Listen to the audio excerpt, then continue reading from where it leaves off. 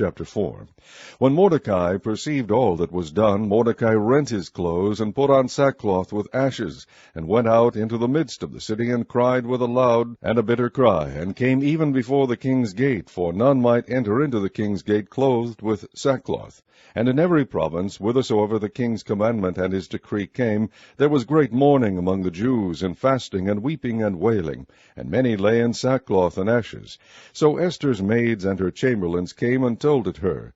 Then was the queen exceedingly grieved, and she sent raiment to clothe Mordecai, and to take away his sackcloth from him, but he received it not. Then called Esther for Hathach, one of the king's chamberlains, whom he had appointed to attend upon her, and gave him a commandment to Mordecai, to know what it was, and why it was.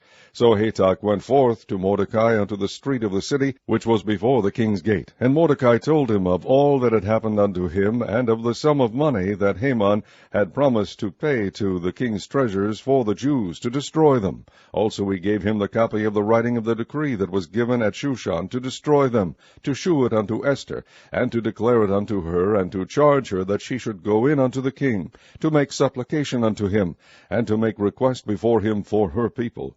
And Hathach came and told Esther the words of Mordecai. Again Esther spake unto Hathach, and gave him commandment unto Mordecai. All the king's servants and the people of the king's provinces do know that whosoever, whether man or woman, shall come unto the king into the inner court, who is not called, there is one law of his to put him to death, except such to whom the king shall hold out the golden scepter, that he may live.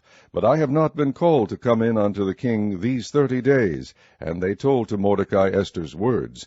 Then Mordecai commanded to answer Esther, Think not with thyself that thou shalt escape in the king's house more than all the Jews. For if thou altogether holdest thy peace at this time, then shall their enlargement and deliverance arise to the Jews from another place. But thou and thy father's house shall be destroyed, and who knoweth whether thou art come to the kingdom for such a time as this?